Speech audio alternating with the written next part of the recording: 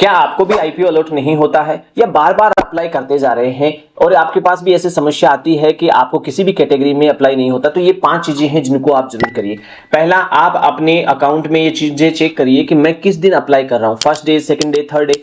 तीनों दिन में से आप किसी भी दिन अप्लाई करिए, लेकिन आप रिटेल कैटेगरी में अप्लाई करिए। जब आप ओवर सब्सक्रिप्शन हो जाता है तब आप ध्यान दीजिए, लास्ट डे में आपको फायदा नहीं मिलेगा। हालांकि लॉटरी चांस होता है, वहां से लॉटरी सिस्टम से निकलता है, लेकिन आप स्टार्टिंग में ही यदि कर देते हैं बेटर तरीके से, और यदि आप एचएनआई कैटेगरी में करते हैं तो आपको लार्ज अमाउंट में मिलने के चांस होते हैं, ऐसा सब लोग बोलते हैं। पर मेरे को लगता है कि जो चीजें रिटेल में यदि उसका लेवल ज्यादा है आईपीओ का, तो वहां पर आपको ज्यादा अलॉट होने के चांस होते हैं। दूसरा, आप यदि शेयर होल्डर कोटा रखते हैं तो भी आपको अलॉट होने का चांस रखेगा।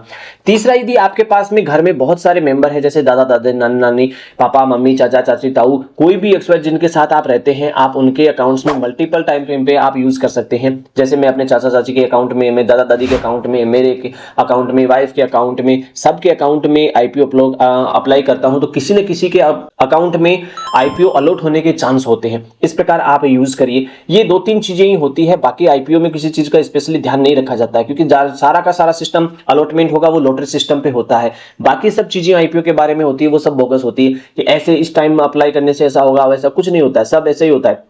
जिस भी टाइम आप अप्लाई करते हैं, मैं मोस्टली फर्स्ट डे अप्लाई करता हूं और मुझे लगभग 99% आईपीओ अलॉट हो जाते हैं। बाकी मुझे पता नहीं थर्ड डे पे होते कि नहीं होते, पर मुझे तो अप्लाई हो जाते। कई बार नहीं मिलते, ये 10 अप्लाई कर रहा हूं तो 8 तो मिल जाते हैं, लेकिन 2 नहीं मिलते। तो इसका मतलब ये नहीं कि मैं लकी हूं, इसका मतलब ये नहीं है कि मैं अनलकी हूं, मुझे 2 भी नहीं मिला। सिंपल है कि हम लोग किस चेंज लूप में आते हैं, कहां पर हम सिलेक्ट होते हैं, वो डिपेंड करता है। तो आप भी इस चीजों को अप्लाई कर सकते हैं। आपके यदि इस प्रकार की समस्या आ रही है तो आईपीओ में इन 2 चीजों का ध्यान जरूर रखिए।